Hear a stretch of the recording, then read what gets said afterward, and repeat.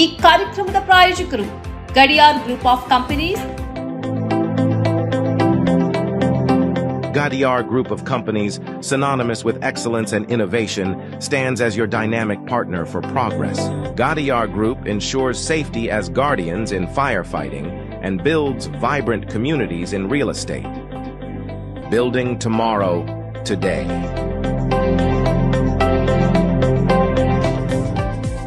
ನೀವು ನೋಡ್ತಾ ಇದ್ದೀರಾ ಸನ್ಮಾರ್ಗ ಸುದ್ದಿ ಸಂಚಯ. ನಾನು ಶಂಶೀರ್ ಬುಡೋಳಿ. ಸ್ವಾತಂತ್ರ್ಯ ಹೋರಾಟದ ವೇಳೆ ವಿ.ಡಿ. ಸಾವರ್ಕರ್ ಬ್ರಿಟಿಷ್ ಸರ್ಕಾರಕ್ಕೆ ಒಟ್ಟು 10 ಬಾರಿ ಕ್ಷಮಾದಾನ ಅರ್ಜಿಗಳನ್ನು ಸಲ್ಲಿಸಿದ್ದರು ಎಂಬ ಮಹತ್ವದ ಸಂಗತಿಯನ್ನ ಇವರ ಮೊಮ್ಮಗ ಪುಣೆ ನ್ಯಾಯಾಲಯದ ಮುಂದೆ ಬಹಿರಂಗಪಡಿಸಿದ್ದಾರೆ. ಇದೇ ವೇಳೆ ಭಗತ್ ಸಿಂಗ್ ಮತ್ತು ಬಟುಕೇಶ್ವರ ದತ್ ತಮ್ಮ ತತ್ವಗಳಲ್ಲಿ ಯಾವುದೇ ರಾಜಿಯನ್ನ ಮಾಡಿಕೊಳ್ಳಲಿಲ್ಲ ಎಂಬುದನ್ನು ಉಲ್ಲೇಖ ಮಾಡಲಾಗಿದೆ. ವಿ.ಡಿ. ಸಾವರ್ಕರ್ ವಿರುದ್ಧ ರಾಹುಲ್ ಗಾಂಧಿ ನೀಡಿದ್ದ ಹೇಳಿಕೆಗಳಿಗೆ ಸಂಬಂಧಿಸಿದ ಮಾನಹಾನಿ ಪ್ರಕರಣದಲ್ಲಿ ಸಾವರ್ಕರ್ರ ಮೊಮ್ಮಗ ಸತ್ಯಕಿ ಸಾವರ್ಕರ್ ಕೋರ್ಟ್ ಮುಂದೆ ಸಾಕ್ಷಿ ನೀಡಿದ್ದು, ಬ್ರಿಟಿಷ್ ಸರ್ಕಾರಕ್ಕೆ ಸಾವರ್ಕರ್ ಒಟ್ಟು 10 ಬಾರಿ ಕ್ಷಮಾದಾನ ಅರ್ಜಿ ಸಲ್ಲಿಸಿದ್ದರು ಎಂದು ಹೇಳಿದ್ದಾರೆ.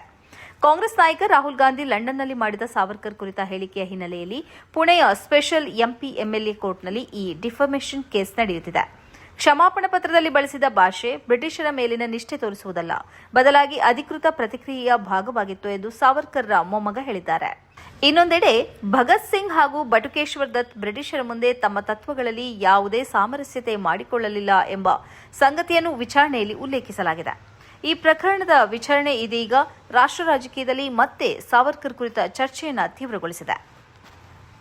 ಕಾಂಗ್ರೆಸ್ ಪಕ್ಷವನ್ನ ವಿಸರ್ಜನೆ ಮಾಡುವುದು ಯಾವಾಗ ಎಂದು ವಿಧಾನ ಪರಿಷತ್ತಿನ ವಿರೋಧ ಪಕ್ಷದ ನಾಯಕ ಛಲವಾದಿ ನಾರಾಯಣಸ್ವಾಮಿ ಸಚಿವ ಪ್ರಿಯಾಂಕ್ ಖರ್ಗೆ ಅವರಿಗೆ ಪ್ರಶ್ನೆ ಮಾಡಿದ್ದಾರೆ.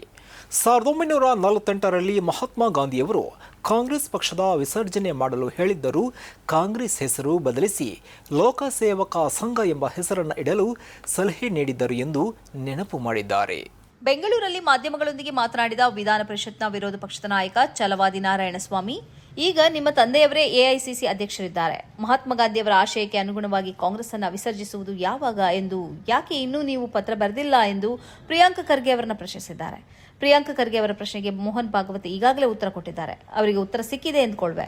ಪ್ರಶ್ನೆ ಕೇಳಿದ ಕಾಂಗ್ರೆಸ್ನವರು ಗಾಂಪರ ದೊರೆಗಳಾಗಿದ್ರು ಎಂದು ನೋಡಿದರು. ಮೋಹನ್ ಭಾಗವತ್ ಈಗಾಗಲೇ ಉತ್ತರ ಕೊಟ್ಟಿದ್ದಾರೆ. ದೇಶದ ಕಾನೂನು ಒಂದೇ ಎನ್ನುವಿರಲ್ಲವೇ? ಹಾಗಿದ್ರೆ ನೀವು ಕಾನೂನಿನ ಮೊರೆ ಏಕೆ ಹೋಗಿಲ್ಲ ಅಂತ ಕೇಳಿದರು. ಆರ್ಎಸ್ಎಸ್ ಕುರಿತು ಪ್ರಶ್ನಿಸಿದ ಗಾಂಪರ ದೊರೆಗಳ ಪಟ್ಟಿಗೆ ಪ್ರಿಯಾಂಕ್ ಖರ್ಗೆ ಅವರು ಸೇರ್ಕೊಂಡಿದ್ದಾರೆ ಎಂದು ತಿಳಿಸಿದರು. ಇವತ್ತು ದಲಿತರಿಗೆ ಅನೇಕ ರೀತಿಯ ಅನ್ಯಾಯವಾಗ್ತಿದೆ. ಕಾಂಗ್ರೆಸ್ ಸರ್ಕಾರದಿಂದ ನಿಮ್ಮಿಂದಲೂ ಅನ್ಯಾಯ ಆಗ್ತಿದೆ. ಎಸ್ಇಪಿ, ಟಿಎಸ್ಪಿ ಹಣ ಆ ಜನಾಂಗಗಳಿಗೆ ತಲುಪುತ್ತಿಲ್ಲ. ಅದನ್ನು ಗ್ಯಾರಂಟಿಗಳಿಗೆ ಬಳಸಿದ್ದನ್ನ ನೀವೇ ಸ್ವತಃ ನಿಂತು ಸಮರ್ಥಿಸಿದ್ದೀರಿ ಎಂದು ಆಕ್ಷೇಪ ವ್ಯಕ್ತಪಡಿಸಿದರು. ಬಿಡದಿ ಸ್ಮಾರ್ಟ್ ಟೌನ್ಶಿಪ್ ಯೋಜನೆಯ ಹಿನ್ನೆಲೆಯಲ್ಲಿ ಮುಖ್ಯಮಂತ್ರಿ ಡಿಕೆಶಿ ಹಾಗೂ ಕೇಂದ್ರ ಸಚಿವ ಎಚ್.ಡಿ. ಕುಮಾರಸ್ವಾಮಿ ನಡುವಿನ ಜಟಾಪಟಿ ತಾರಕಕ್ಕೇರಿದೆ. ಟೌನ್ಶಿಪ್ ನಿರ್ಮಾಣಕ್ಕಾಗಿ ಗುರುತಿಸಲಾಗಿರುವ ಪ್ರದೇಶದ ವ್ಯಾಪ್ತಿಯಲ್ಲಿಯೇ ಕೇಂದ್ರ ಸಚಿವ ಮಾಜಿ ಸಿಎಂ ಎಚ್.ಡಿ. ಕುಮಾರಸ್ವಾಮಿ ಇವರ ಪತ್ನಿ ಮಾಜಿ ಶಾಸಕಿ ಅನಿತಾ ಕುಮಾರಸ್ವಾಮಿ ಇವರ ಹೆಸರಲ್ಲಿ 38 ಎಕರೆ ಜಮೀನು ಇದೆ ಎಂದು ಆಡಳಿತ ಪಕ್ಷದ ಮುಖಂಡರು ಆರೋಪ ಮಾಡ್ತಾ ಇದ್ದಾರೆ. ಬಿಡದಿ ಟೌನ್ಶಿಪ್ ಯೋಜನೆಗಾಗಿ ಭೂಮಿ ನೀಡುವ ರೈತರಿಗೆ ಸೂಕ್ತ ಪರಿಹಾರ ಒದಗಿಸುವ ಬಗ್ಗೆ ಚರ್ಚೆಗಳು ನಡೆಯುತ್ತಿವೆ. ಇದೇ ಸಂದರ್ಭದಲ್ಲಿ ಎಚ್ಡಿಕೆ ಪತ್ನಿಯ ಹೆಸರಿನಲ್ಲಿ 38 ಎಕರೆ ಜಮೀನಿರೋದು ಅನೇಕ ಅನುಮಾನಗಳಿಗೆ ಎಡೆಮಾಡಿಕೊಟ್ಟಿದೆ ಎಂದು ಆಡಳಿತ ಪಕ್ಷದ ನಾಯಕರು ಹೇಳ್ತಿದ್ದಾರೆ. ರಾಜ್ಯದಲ್ಲಿ ಸದ್ಯ ನಡೆಯುತ್ತಿರುವ ವಿವಿಧ ಹಗರಣಗಳ ಬಗ್ಗೆ ಎಚ್.ಡಿ. ಕುಮಾರಸ್ವಾಮಿ ಸರ್ಕಾರದ ವಿರುದ್ಧ ಮುಗಿಬೀಳುತ್ತಿರುವ ಬೆನ್ನಲ್ಲೇ ಆಡಳಿತ ಪಕ್ಷವು ಈ ಬಿಡದಿ ಜಮೀನಿನ ವಿಚಾರವನ್ನ ಪ್ರಬಲ ಅಸ್ತ್ರವನ್ನಾಗಿ ಪ್ರಯೋಗಿಸುತ್ತಿದೆ. ಸಿಎಂ ಡಿಕೆ ಶಿವಕುಮಾರ್ ಹಾಗೂ ಕಾಂಗ್ರೆಸ್ ನಾಯಕರು ಕುಮಾರಸ್ವಾಮಿ ಮೊದಲು ತಮ್ಮ ಪತ್ನಿಯ ಹೆಸರಿನಲ್ಲಿರುವ 38 ಎಕರೆ ಜಮೀನಿನ ನೈಜತೆಯ ಬಗ್ಗೆ ಮತ್ತು ಅದರ ಮೂಲದ ಬಗ್ಗೆ ಸ್ಪಷ್ಟೀಕರಣ ನೀಡಲಿ ಎಂದು ಆಗ್ರಹಿಸುತ್ತಿದ್ದಾರೆ. ಬಿಡದಿ ಟೌನ್ಶಿಪ್ ವಿಷಯವು ಕೇವಲ ಅಭಿವೃದ್ಧಿ ಯೋಜನೆಯಾಗಿ ಉಳಿಯದೆ ರಾಜ್ಯದ ಇಬ್ಬರು ಪ್ರಭಾವಿ ನಾಯಕರ ನಡುವಿನ ಪ್ರತಿಷ್ಠೆಯ ಕಣವಾಗಿ ಮಾರ್ಪಟ್ಟಿದೆ. ಅನಿತಾ ಕುಮಾರಸ್ವಾಮಿ ಹೆಸರಿನಲ್ಲಿರುವ 38 ಎಕರೆ ಜಮೀನಿನ ಸುತ್ತ ಆಡಳಿತ ಪಕ್ಷವು ಮಾಡುತ್ತಿರುವ ಈ ಗಂಭೀರ ಆರೋಪಗಳಿಗೆ ಕುಮಾರಸ್ವಾಮಿ ಯಾವ ರೀತಿ ಉತ್ತರ ನೀಡಲಿದ್ದಾರೆ ಎಂಬುದು ಕುತೂಹಲ ಕೆರಳಿಸಿದೆ. ಕೆಮ್ಮಿನ ಔಷಧ ಸೇರಿದಂತೆ ಯಾವುದೇ ರೀತಿಯ ವೈದ್ಯಕೀಯ ಸಿರಪ್ಗಳನ್ನು ಮೆಡಿಕಲ್ ಸ್ಟೋರ್ಗಳಲ್ಲಿ ಖರೀದಿ ಮಾಡೋಕೆ ಇನ್ಮುಂದೆ ವೈದ್ಯರ ಚೀಟಿ ಕಡ್ಡಾಯ ಎಂದು ಸರ್ಕಾರ ಅಧಿಸೂಚನೆ ಹೊರಡಿಸಿದೆ. ಔಷಧಾಲಯಗಳಲ್ಲಿ ಗ್ರಾಹಕರು ನೇರವಾಗಿ ಔಷಧಗಳನ್ನು ಕೇಳಿ ಪಡೆಯುವ ವ್ಯವಸ್ಥೆಗೆ ಸರ್ಕಾರ ಇದೀಗ ತಡೆ ನೀಡಿದೆ. ಹೊಸ ಆದೇಶದ ಪ್ರಕಾರ ವೈದ್ಯರು ಬರೆದುಕೊಟ್ಟ ಅಧಿಕೃತ ಪ್ರಿಸ್ಕ್ರಿಪ್ಷನ್ ಇಲ್ಲದೆ ಯಾವುದೇ ಔಷಧಿ ಅಂಗಡಿಯವರು ಕೆಮ್ಮಿನ ಸಿರಪ್ ಸೇರಿದಂತೆ ಇತರ ಯಾವುದೇ ವೈದ್ಯಕೀಯ ಸಿರಪ್ಗಳನ್ನು ಗ್ರಾಹಕರಿಗೆ ಮಾರಾಟ ಮಾಡುವಂತಿಲ್ಲ. ಸಾಮಾನ್ಯವಾಗಿ ಸಾರ್ವಜನಿಕರು ಸಣ್ಣಪುಟ್ಟ ಕೆಮ್ಮು, ಕಫ ಅಥವಾ ಶೀತ ಕಾಣಿಸಿಕೊಂಡಾಗ ನೇರವಾಗಿ ಮೆಡಿಕಲ್ ಸ್ಟೋರ್ಗಳಿಗೆ ತೆರಳಿ ತಮಗಿಷ್ಟವಾದ ಸಿರಪ್ಗಳನ್ನು ಖರೀದಿಸುತ್ತಿದ್ದರು. ಆದರೆ ಹೊಸ ನಿಯಮದ ಅನ್ವಯ ಈ ರೀತಿಯ ನೇರ ಖರೀದಿಗೆ ಸಂಪೂರ್ಣವಾಗಿ ನಿಷೇಧ ಹೇರಲಾಗಿದೆ. ಔಷಧಗಳ ಅತಿಯಾದ ಬಳಕೆ ಹಾಗೂ ದುರ್ಬಳಕೆಯನ್ನು ತಡೆಯುವ ನಿಟ್ಟಿನಲ್ಲಿ ಸರ್ಕಾರ ಈ ಮಹತ್ವದ ಹೆಜ್ಜೆ ಇಟ್ಟಿದೆ ಎನ್ನಲಾಗಿದೆ. ಈ ಹಿಂದೆ ಶೆಡ್ಯೂಲ್ ಕೆ ನಿಯಮದ ವಿನಾಯಿತಿ ಅಡಿಯಲ್ಲಿ 1000ಕ್ಕಿಂತ ಕಡಿಮೆ ಜನಸಂಖ್ಯೆ ಇರುವ ಹಳ್ಳಿಗಳಲ್ಲಿ ಯಾವುದೇ ಮೆಡಿಕಲ್ ಲೈಸೆನ್ಸ್ ಇಲ್ಲದ ಅಂಗಡಿಗಳಲ್ಲೂ ಕೆಮ್ಮಿನ ಸಿರಪ್ ಮಾರಾಟ ಮಾಡಲು ಅವಕಾಶ ಇತ್ತು.